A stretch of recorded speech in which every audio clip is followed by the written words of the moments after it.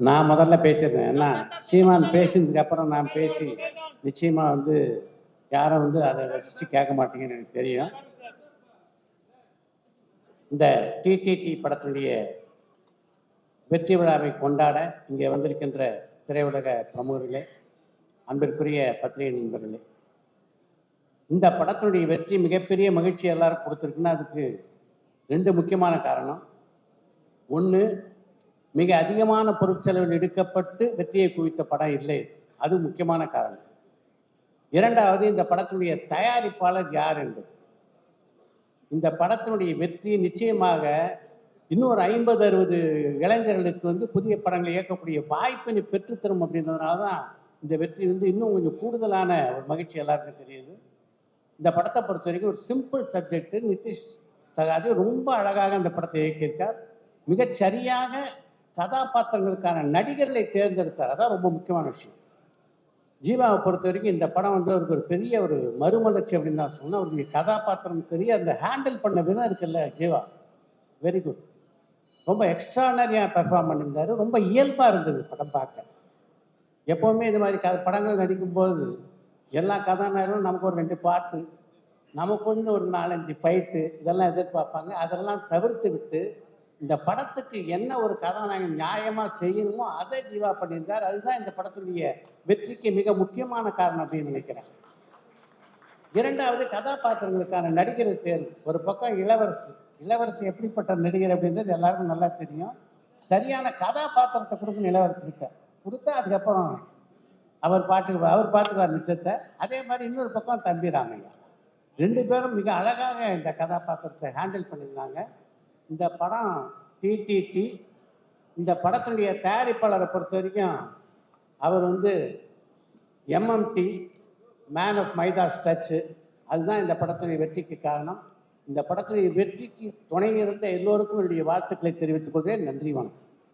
நன்றி sir, thank you so much sir. பொதுவாக தேட்டர்லேருந்து வெளியே வரும்போது ஒரு 2 ஹவர்ஸ்க்குள்ள ஒரு சினிமா ரெவ்யூ வரும்.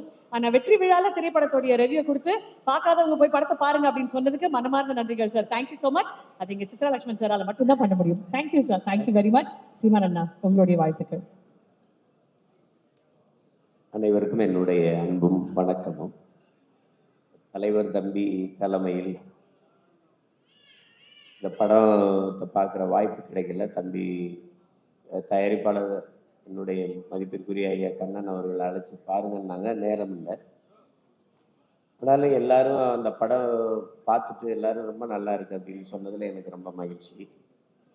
உங்களுக்கு தெரியும், இப்போ பாடல்கள் வெளியீட்டு விழா வந்து எல்லா படத்துக்கும் நடக்குது. வெற்றிக்கு ஒரு விழாங்கிறது ரொம்ப அரிதாக இருக்குது. அப்படி ஒரு படத்துக்கு நடக்கிறதுல பெரிய மகிழ்ச்சி. குறிப்பாக என் தம்பி ஜீவாவுக்கு இந்த படம் பெரிய வெற்றி அமைஞ்சதில் எனக்கு ரொம்ப பெரிய மகிழ்ச்சி. அவருக்கு களத்தில் சந்திப்பம் படமே ரொம்ப நல்லா இருந்தது, அந்த படமே ரொம்ப நல்லா இருந்தது.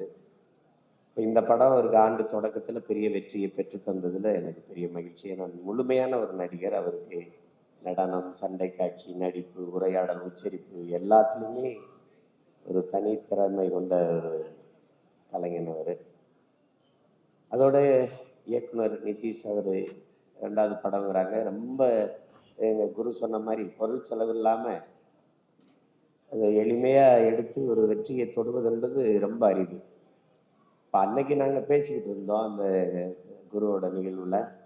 இப்போ நல்ல கதை இருந்தால் யார் நடித்தாலும் படம் ஓடும் அப்படிங்கிறதுக்கு டூரிஸ்ட் ஃபேமிலி மாதிரி படங்கள் பெரிய சான்று. தம்பி விக்ரம் பருவம் நடிச்சு இப்போ வந்து ஓடிட்டு இருக்க சிறையெல்லாம் பார்த்தா இப்படி ஒரு படம் தமிழ் திரையுலகில் இப்படிலாம் படங்கள் வருதுங்கும் போது திரையுலகிற்கான ஒரு மறுமலர்ச்சி காலமாக இருக்குது. புதிதாக வந்து நல்ல படங்கள் வருது, அது வரவேற்கத்தக்கது. ஏன்னா எங்கள் அப்பா ஆர்பி சோத்ரி மாதிரி தயாரிப்பாளர்லாம் படம் எடுக்காமல் இருக்கிறதா வருத்தமாக இருக்குது. அதை ஈடுகட்டுறதுக்கு எங்கள் ஐயா கண்ணன் ரவி அவர்கள் வந்திருக்காங்க. எங்கள் அண்ணன் செல்லுமணி சொன்ன மாதிரி இப்போ 20 படம் நடந்துருக்கு அவர் தயாரிப்பில். அப்போ 20 இயக்குநர்களுக்கு வாய்ப்பு. இப்போ அது ரொம்ப அரிது. நல்ல கலைஞர்கள் நல்ல கதையோடு அலைகிறாங்க. அது என்ன சொல்கிறது, அந்த ஐயா சொல்லுவார்னு சொல்லுவாங்க, நல்ல கதை இருக்கும், அவருக்கு நல்ல தயாரிப்பாளர் கிடைக்க மாட்டார். நல்ல தயாரிப்பாளர் இருப்பாங்க, அவருக்கு நல்ல கதை கிடைக்காது. இந்த முரண் தான் காலங்காலமாக நடந்துக்கிட்டு இருக்கு. ஆனால் இப்போ இது ரெண்டும் உடன்பட்டு போகுது, முரண்பட்டு போகலை. அதில் இந்த படத்தின் வெற்றிக்கு உழைத்த ஒளிப்பதிவாளர், இசையமைப்பாளரை ரொம்ப நல்லா சொன்னாங்க. அப்பா சௌத்ரியே சொல்லிட்டாரு, பின்னணி இசை ரொம்ப அருமையாக பண்ணியிருக்கீங்கன்னு சொல்கிறாங்க. அதை ரீரிகார்டிங், பின்னணி இசை ரீரிகார்டிங் ரொம்ப நல்லா பண்ணியிருக்கீங்கன்னாங்க. நல்ல தலைப்பு வச்சிருக்காரு, தலைவர் தம்பி தலைமையில்னு. அது எல்லாரும் என்னைய வந்து தலைவர் தம்பின்னு தான் சொல்கிறாங்க, எல்லாரும் எங்கள் தலைவரோட தம்பின்னு. ஆனால் எல்லாரும் நீங்கள் டீனே சொல்லிட்டு இருக்கிறீங்க. இங்கே எங்கள் டிடி வேற வந்து உட்காந்துருக்காங்க. அது தலைவர் தம்பி தலைமையிலே சொல்லலாம். அதை என்ன குரு, ரொம்ப நல்ல தலைப்பு. ஆனால் அது தமிழில் எழுதலை, அது எனக்கு ரொம்ப வருத்தம். இந்த பட வெற்றியில் ஐயா கண்ணன் ரவி எவ்வளோ மகிழ்வாங்களோ அதை விட நான் பெரிதும் மகிழ்கிறேன். நான் வெற்றிங்கிறது 3 எழுத்து வார்த்தை இல்லை, அது பல பேருடைய வாழ்க்கை. அது ரொம்ப பெருசு. அதை இந்த படம் தொற்றுப்பதில் எனக்கு பெரிய மகிழ்ச்சி. எல்லோருக்கும் என்னுடைய அன்பும் வாழ்த்துக்கள். நன்றி அண்ணா, ரொம்ப ரொம்ப நன்றி, மனமார்ந்த நன்றிகள். Thank you sir, thank you very much.